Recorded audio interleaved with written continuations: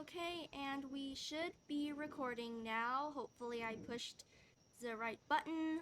All right. Hello, everyone. Welcome back to my channel. My name is Isabelle Knight, and I am the middle grade fantasy author of the Enchantria series. And today I am back here again with another author interview.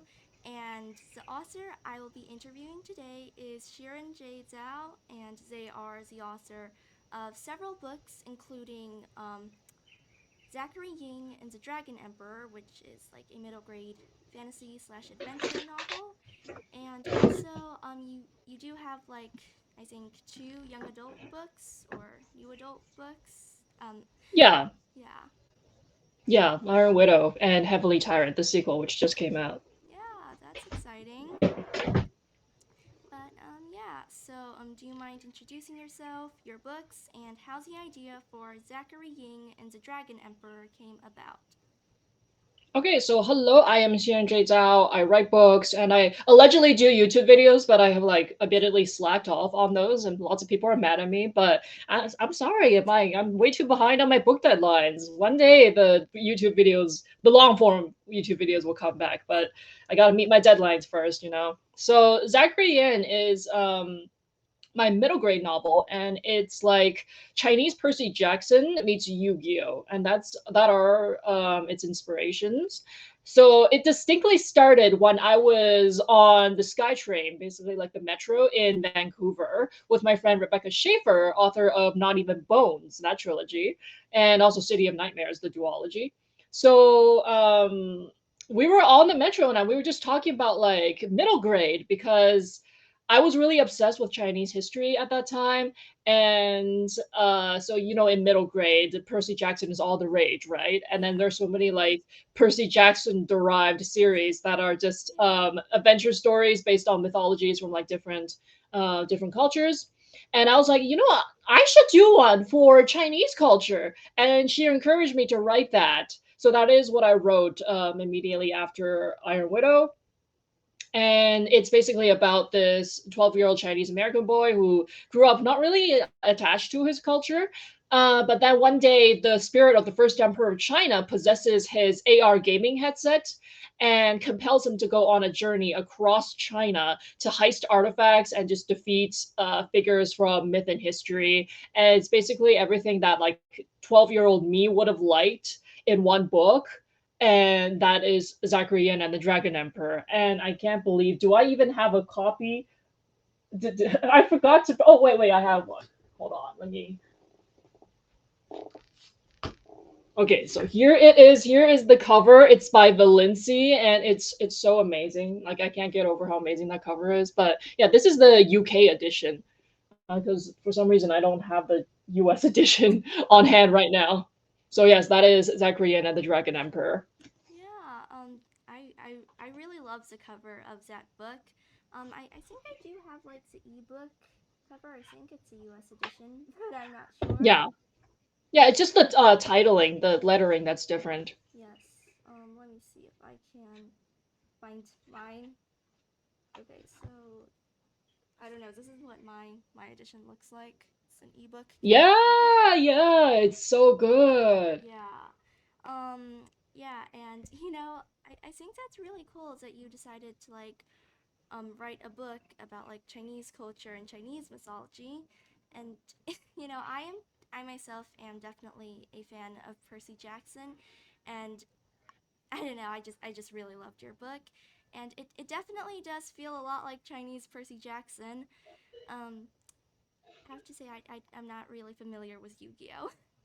You're too young for Yu-Gi-Oh! That this is like one of my concerns. I was like, okay, I am like writing, but I don't think the youth today know what Yu-Gi-Oh is. But yeah, Yu-Gi-Oh is basically this anime that was like really popular for my generation. That's about this boy who gets possessed by an ancient Egyptian pharaoh and to play card games. Um, Even in context, it doesn't make much sense. But yeah, it was really popular for my generation, and it's like it like rewired my brain chemistry forever. So that's why that's it's a big inspiration for this book. And I even took my author photo in a cosplay of one of the characters, Seto Kaiba. So that's a costume. Oh It's wow, a that it's a is so subtle cool. cosplay. Yeah, look up a picture of Seto Kaiba and you'll see he's wearing that outfit. Wow, that is so cool. Wait, where? Okay. So, one thing that I really love about your book is just really how detailed it is and how much authenticity it has to Chinese culture. And to be honest, a lot of the times when I do read like books that are based on like Chinese culture or mythology, I don't know. It might just be me because I just might not have found those books yet. But some of them I've read just didn't feel as authentic. If that makes any sense. Yeah, I Does don't know if like I just write what I know, right? So yeah. I'm writing for from my own perspective. Other people have their perspectives, but I'm not gonna judge. I'm just I write what I know. So this is a book that's entirely from my heart, and I think lots of people ask me like, hey, did you have to do like a lot of research for this book? And I actually didn't. Like this is all from my head. Like I didn't go and do like specific research for things. This is like I basically just like wrote what I wanted to share with people. So there are a lot of like, like tidbits of history that are being shared in this, right? And like mythology and stuff. So that's just like all just from my head. And I wrote down what I wanted people to know, just what I Yeah. wanted to share with people. Yeah, that's really cool. And that was actually one of the questions I was gonna ask you, Yeah, yeah. is Hmm. if you did a lot of research. But Yeah, people ask me that all the time. But no, not for Zachary Yin. This is just like me info dumping, like what I was interested in and what was already in my head. yeah, I think that's really cool. I think that if I tried to write something like that, I myself would definitely have to do a lot of research. Yeah, but Yeah, like, I mean, you could if you want to, but for me, just like I just wanted to share these tidbits, these fun facts with people. So it wasn't something like I sought out to research. yeah, I think that's really cool. And so wait, what's the next question? Okay, I'm sorry, I lose track of questions over here. It's all good. I kind of disrupted your flow a little bit. It's all right. So, what do you think was the hardest part about like really getting this book right? Like really writing this book? Getting, I think just basically what I wrote up to like a two-thirds point, I was like really stumped on like how the plot was gonna progress. And for me, what really worked for me was just imagining like how Zach's like weakness can be turned into a strength. So Zach's like weakness in this story is that he doesn't know the myth and legends very well, right? But then like that also causes him to he manages to like break through one of like the tricky situations that he's in, when he's in the like underwater palace Yeah. and then he's being confronted by the Dragon King. And then because like everybody else is going in with a view of like who the Dragon King is and what you're supposed to do to him. So you're supposed to like smash up the Eastern Dragon Palace and stuff. But Zach like doesn't know who this guy is and he doesn't know the story. So he's like, I actually don't know why people are like coming in and destroying our home all the time. So like I guess this is kind of a little bit spoilers, but he manages to like make a deal with the Dragon King because he's like, hey, I'm not here to just like destroy your stuff because mythology tells us that we have to destroy your palace. So like, I'm willing to make a deal with you because from what I see, you're just like trying to be, the best ruler of the seas um that you can be and protect your kingdom. So I have no beef with you. I don't know your story. So that's how he manages to like get past that particular challenge is just by coming in with a fresh perspective than everyone else. Yeah, and I really love that about your book because like, it's definitely a really different perspective. It shows a different perspective, I guess. And I just really love that, and I definitely do remember that scene. I really did enjoy reading that scene, and I just really liked how, Zach wasn't going to like destroy the Dragon King and destroy his palace, and instead Yeah, he because was like going in to. all the myth, in all the myth, like the Dragon King's palace gets destroyed. Have you seen Naja 2? No. Okay, because like everybody's talking about that movie, right? But you know that movie, right? Naja 2? Nope. No, you don't know Naja 2? I don't. It's like the fifth highest grossing movie ever right now. So yeah, basically in Naja 2, yeah, the Dragon King is a character, and his palace gets destroyed yet again. So for me, I'm just like, man, why does this guy always get his palace destroyed? Like, what did he even do? So and then that's also like Zach's perspective on this. Zach's like, I actually don't know why like we didn't just like come here and ask you for what we wanted to get. I don't actually know why we like came in like guns blazing and destroying things. Yeah, I do feel like I am more up to date on like best-selling books than highest Yeah. grossing movies.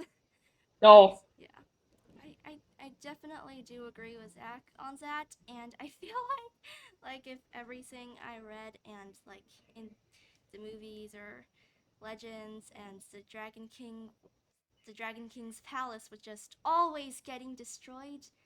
I don't know, it might just be me, but Yeah. I'd get tired of reading that because like why does why does the palace always end up getting destroyed?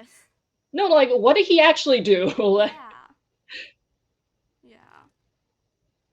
And another thing that I think is super interesting about your book is that, unlike a lot of middle grade books, it's not exactly good versus evil. Like, it's not as simple as that. And so, how did that really come about?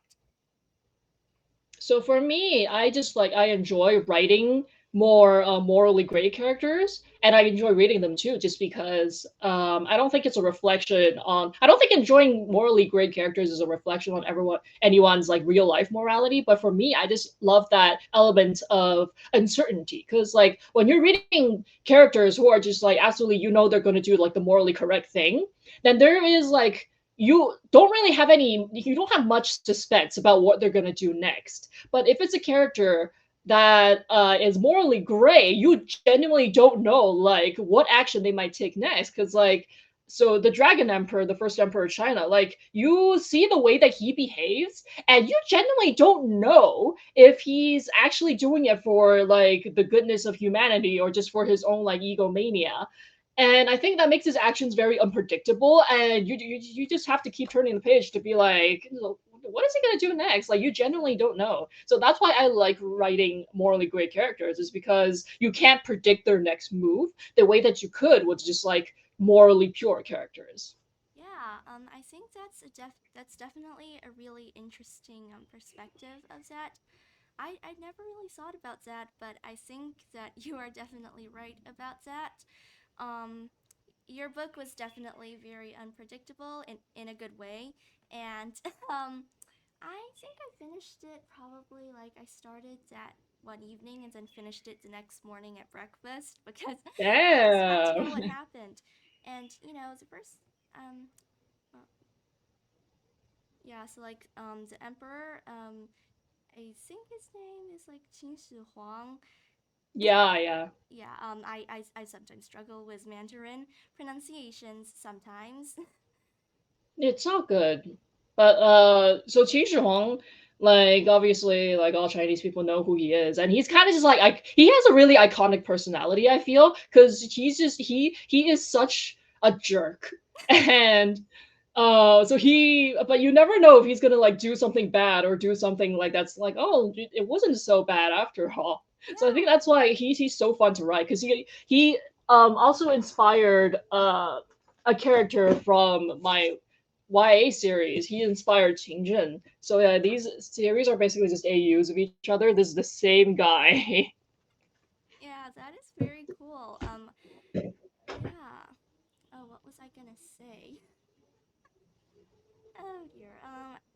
Okay, apologies. It is early in the It's morning. all I good. I do sometimes forget what I'm about to say, but oh yes, right. So I definitely think that Qin Shi Huang was definitely like very fun to read. He was probably one of my favorite characters just because he was just so much fun to read, and I also feel like he had this very distinct personality, if that makes any sense.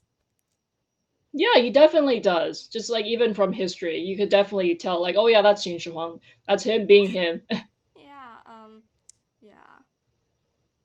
So, did you always know that your book would turn out to be that way? Like, it's not just as simple as good versus evil.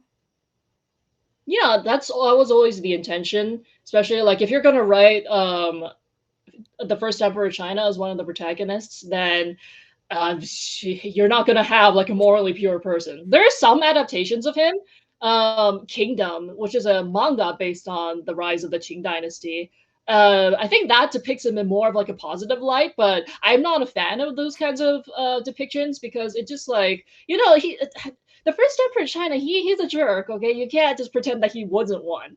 So the Kingdom adaptation definitely it portrays him in more of like a noble way. But for me, it's just like he's interesting because he was not noble and yet he still accomplished like all of these things and then made its mark on Chinese history in a way that like can't be erased. So for me, he is more interesting when he's just like has this like really abrasive personality rather than just like being all noble like he is in the Kingdom manga. Yeah, that is definitely very true. I one thing I also really love is how the book takes place in China. I don't really see that in a lot of middle grade books. Like, in some middle grade books, they might take place in like Chinatown or something. But you know, I well, I have been to Chinatown, but that was when I was really little. And Yeah, yeah, and I really like that. And I also like how the main character, Zach, feels kind of like, sort of like an outsider in his own Chinese culture. And I really connected with that at times. And I don't see that a lot in a lot of Asian middle grade books. And so, what made you decide to take that approach and really explore that perspective? I think that's just like me writing from my own experiences again because as me I don't feel like that. I do feel very much like an outsider no matter like I guess it's just because I'm a queer person so like no matter like what culture I'm in I'm always going to be like a little bit like on the margins. And for Zach, I just like really channeled that energy of just like not really like fitting neatly into categories. And I think like what was interesting to me was making the first emperor of China like relate to Zach in that way because the first emperor of China was also like he was not born in the Qing kingdom when which he like rose to rule when he was 13. He was born like as a hostage prince in a completely foreign kingdom, and he would have grown up in that foreign kingdom knowing that he's like a prince of this like completely different enemy kingdom and yet like he couldn't really because his father ran off before when he was like just a toddler. So I don't know. For me, I just find it really interesting to imagine him being in that situation, like being just like bullied on the streets, and then everyone's like, "Oh, you're foreigner, you have to like go back to Qing or whatever." But then he's just like, "But I was born here all along. Like I know that I'm supposedly a prince of this different enemy kingdom, but I've never been here, and yet I have to like live with this label, and I have never even seen my father, and my mother gets like judged and abused just because she married him, but I've never even met him. So I imagine he must have grown up like really confused. So I have him like relate to Zach in that way, which Zach is like, what the what? Well, our lives have nothing in common. Like you were a hostage prince in like the 2,000 years ago. We have nothing in common, but they actually do have like something in common where like they both have that dealing with that like perpetual foreigner thing. So that's why I wanted to write that because it kind of like mirrors my own experiences, and I think it's a like unexpected way for these two characters, the two protagonists, to connect with each other. Yeah, I definitely really liked that about your book, both like how Zach and the first emperor of China are also like kind of similar, and I just really liked that. And I I myself really did relate to how Zach felt like as an outsider in his own Chinese culture, and I feel like a lot of other people will also relate to that sometimes as well. So that is definitely one of the things I really like about your book. Well, I hope that people get something out of this. Yes, well, I definitely did, and Yeah, I'm glad to hear that. yeah, And what is your favorite part about writing? I think my favorite part about writing is just like making things throwing together things that I really like. Just so for example, like Chinese history and Yu-Gi-Oh, the whole premise of this book, like that used to be something that's just like I would imagine in my head and then I would like have daydreams about, and it's really cool to be able to write it into a story that you can like share with people and then they read it amongst each other and then talk about things that were like once just like living in your head. So writing books, my favorite part is just like you can make whatever you want happen. Yeah, exactly. Like, I feel like a lot of writers love that about writing, including me. And yeah, Yeah, I think that's why we write fantasy, just because you I just want to see like what happens if you the first emperor of China have to like buddy up with this like 12-year-old Chinese American boy. Like I just want to see that happen. yeah, exactly. Like, I feel like I often do that a lot in my own books. I and many other writers, like, we just throw in whatever we want to, I guess, see happen. And Mhm. yeah, I definitely think that's an important part of writing because, like, you get to, like, do whatever you want and really enjoy it, which I think is really Exactly. important. Yeah. So, are there any books, authors, or practically anything else that have inspired you and your writing? So I think for sure, all of us who are writing these like mythological adventure stories have to thank Rick Riordan for Percy Jackson. And for sure, Takahashi Kazuki, the creator of Yu-Gi-Oh, who passed away, I think, 2 years ago. I really miss him. Um, but I have a lot to thank for him because he basically just like rewired my brain when I was 12 and it hasn't let go. Yeah. So those are some of my inspirations, and of course there are also not necessarily middle grade authors, but just like the Chinese authors writing in English who came before, like Cindy Pon, Joan He, Judy Lin. So those authors like really inspired me to just like write Chinese culture into this and write whatever I want. Yeah. I think that is definitely like very cool. Um, yeah, it's really cool seeing like hearing about like what kinds of people really inspired you. And I definitely do relate to Yu-Gi-Oh having like rewired your brain. I feel like that same thing has happened to me and so many other people because like I read a lot of fantasy and all those Yeah, books probably did rewire my brain. yeah. I mean, it happens. Yeah, and all those things just really go into writing. Yeah. And okay, so who's your favorite character from Zachary Ying and the Dragon Emperor? I have to say, the first Emperor of China is like the most fun to write. I don't think like I can deny that, just because he has such an over the top personality, and Yeah. then he has so many like stuff that he like actually you can't believe this guy actually did in history. There are lots of like instances in that, but I also like really like writing Zach just because he's like more vulnerable and he's like a reflection of my 12-year-old self who was like very unconfident and just like shying away from everyone, and then he somehow has to like learn this lesson to like be more confident from like this tyrannical dictator, and he's very like, oh my god, what am I doing about that? But he I think he does like learn to be more assertive because of the first emperor, and I think that he would have some very mixed feelings about that, but like that is kind of the journey that he goes on. But for sure, the first emperor of China, he's just so fun to write. Yeah, definitely. And as I said, he was just so much fun to read. Yeah. I can I just share one of my favorite parts of your book? Oh yeah, go ahead. I think that would definitely probably be where the first emperor of China says like he plays mahjong with all of these different Oh historical yeah. figures and like Zach he knows about all of them. They had to like learn about them in class and then he recognizes all of these historical figures except for the first emperor of China and well that was definitely very hilarious to read. Yeah, no, and the first emperor is so offended by this, as he would be. He's like, I am an A-list conqueror. How could you do this to me? And it's interesting because like I actually heard from multiple editors who like wanted to buy Zachary, and like that was the thing that they cited as like the moment they were like, oh, I want to buy this book. And I was like, oh wow, like that moment, I see. Yeah, I just loved reading that moment. It was just very fun.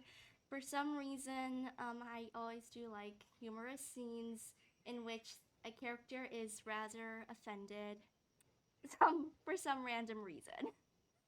Oh yeah, just because like his ego is so huge, and yet like Zach just doesn't know who he is, and that's like the problem that's like starts this the problem that kickstarts the story is because Zach has Yeah. like no idea who he is, so like he can't bind to Zach very effectively. And like for him, that would be such an ego blow. And I feel like it's really fun to watch people with like huge egos get like that take that hit. Yeah, exactly. Like that is just one of my favorite scenes to read. Mm. Yeah. And so, when you were younger, did you always want to be a writer? Why or why not?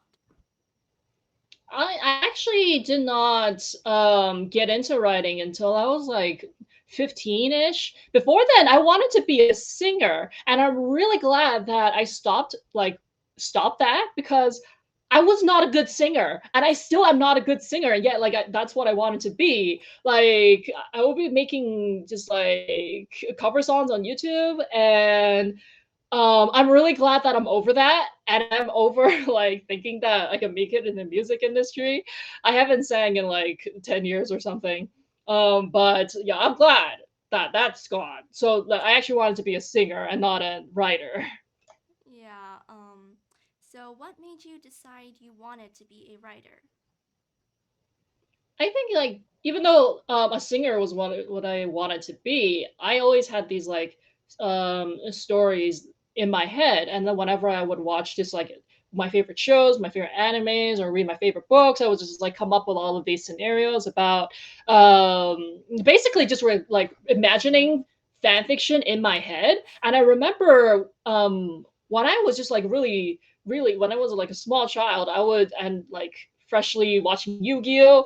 I would just like walk with my friend in elementary school during like recess and stuff, and I would just start like spinning basically fan fiction about us and putting us into Yu-Gi-Oh! And um so basically like oral fan fiction.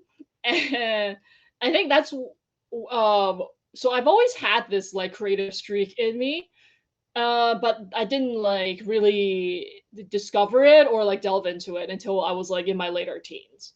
Yeah, I, well, it is nice to know that at least I'm not the only one who does that because, yeah, when I was younger, I did the same thing with like all of my favorite books, like Keeper of the Lost Cities, Percy Jackson, all of those Yeah, books. no, that was how I started. Okay, I would just come up with these scenarios with my friend. I was like, oh yeah, that we were in Yu-Gi-Oh, we did this, we did that, and then like I didn't know at the time, but I was just like writing fan fiction. Yeah, same. I did the exact same thing. I did not really tell. I did not really have any friends to tell, but I definitely imagined a lot of those kinds of scenarios in my head. Well, I nowadays I'm just like I wonder if I could like can still find that friend. His name was Trevor. Trevor, if you're out there, I'm sorry for all of the fanfic dumping on you when I was like we were at recess because I think I didn't really let him talk during Oh dear. our fanfic sections. I was just like, okay, and then we did this, and then we did this, and then he would be like, oh, okay, is that what we did? Okay. Yeah. So I'm sorry, Trevor, for all of the fanfic dumping. Yeah. So, what do you hope readers will take away from your book? I guess to be more confident and assertive is the main lesson that like Zach has to learn.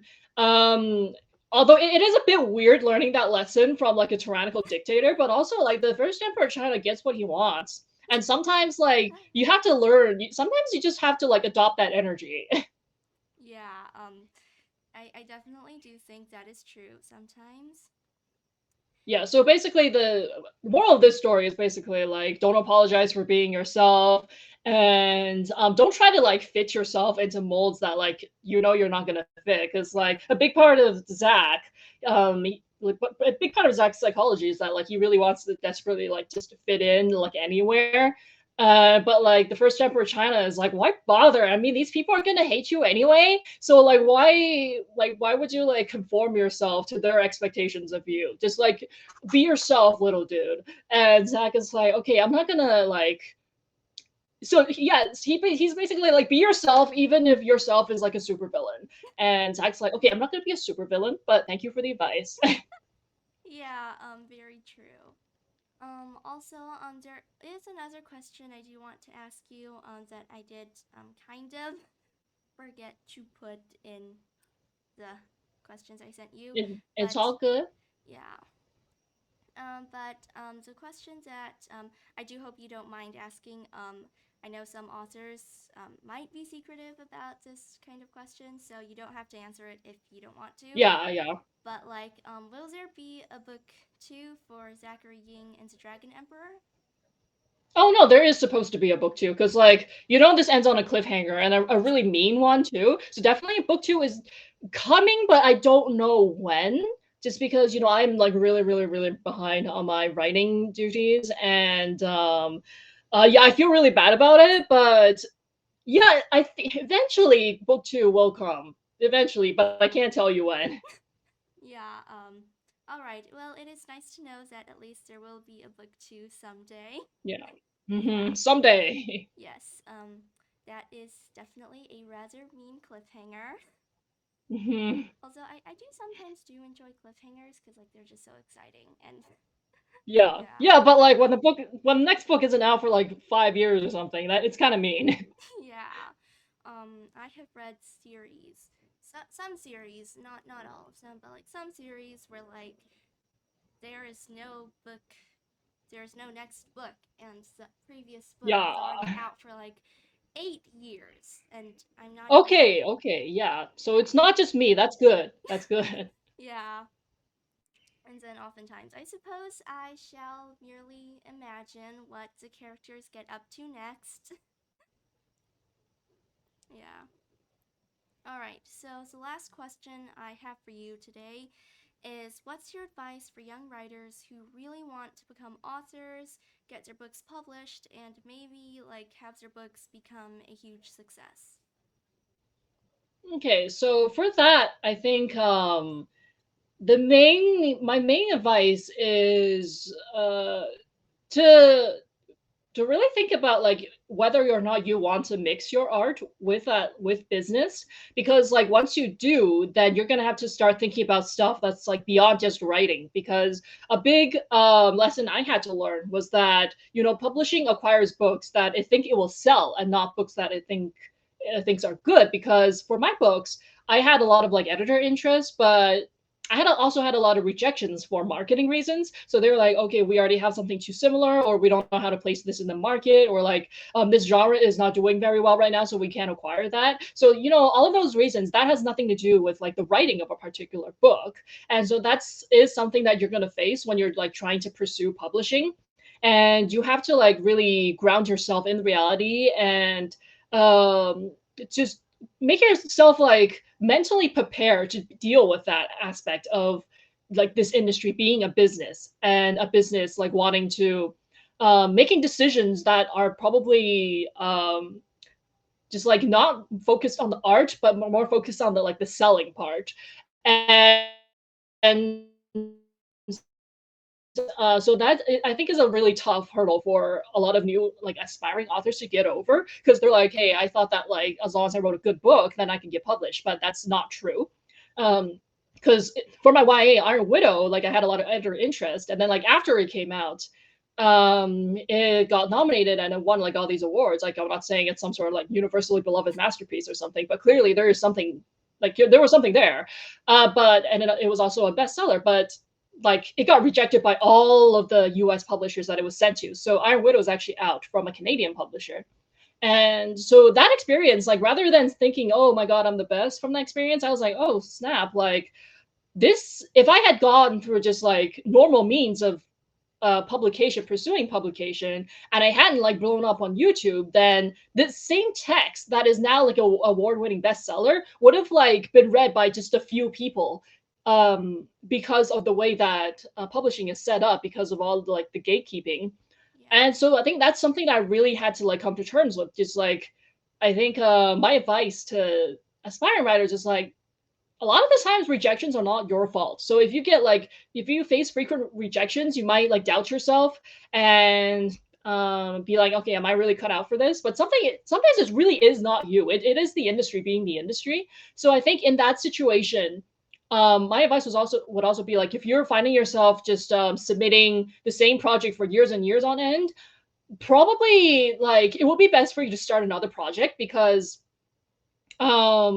just the industry is so arbitrary like that. And then sometimes it's not really like, it may be a project that's just like really close to your heart, but sometimes like the best thing to do if you want to get published is to write something new, because then you get a fresh chance with like all of these gatekeepers, and then you're also going to like write a new project with like um a more, you're going to be like, your writing is going to be more skilled, like you have learned more stuff, and then starting from scratch with that like increased skill level is going to show in the writing.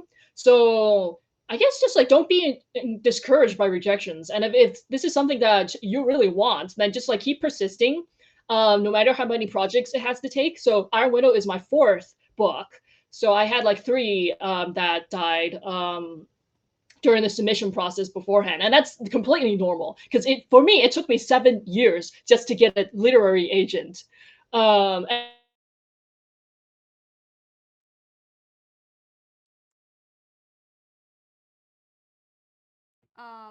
Okay, hold on a sec. I feel like the hello. Okay, hold on. I feel like the connection isn't good right now, so apologies, but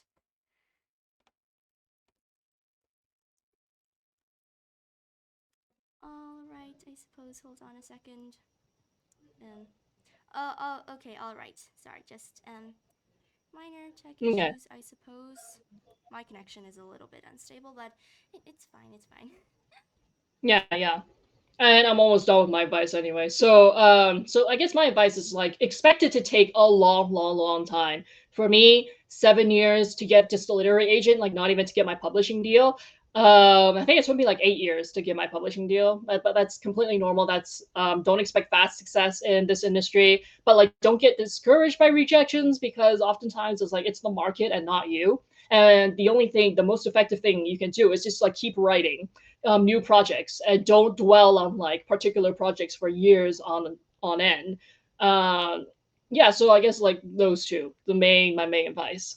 Yeah, and if like um if traditionally publishing like doesn't work for anyone, like now's a like I don't know, like we're in a slightly more modern era, I suppose, and there's You can also try yeah, there's also like self-publishing. yeah, Yeah, yeah, but self-publishing is a completely different yeah, different field that I have no experience in, so like I'm not going to be able to give any advice on that. yeah, But for this, I think like my advice is just like seek out indie authors if that's what you want to do instead. If you don't want to go through the grind of traditional publishing.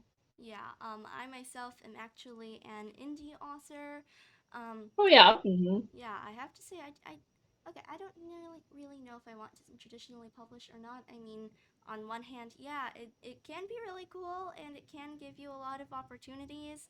Although I Yeah, feel like, but it's not like this golden stamp of quality. yeah, definitely. So, I think those are all the questions I have for today. Thank you ever so much for doing this interview. It was really fantastic to hear all of your answers and learn a bit more about how you wrote your books. Oh yeah, thank you for inviting me. Yeah, and thank you guys so much for watching. I really hope you guys enjoyed this author interview. If you enjoyed this author interview, don't forget to check out Xiran's books. They are very cool. I've only read their middle grade book, but I'm sure Iron Widow is fantastic too. Yeah. And also, definitely don't forget to check out my blog for some more awesome interviews if you're interested in that. And yeah, thank you guys so much for watching. And thank you for doing this interview. Yeah. No And problem. yeah, All right. Bye yeah. bye. Bye. All right, I shall stop recording.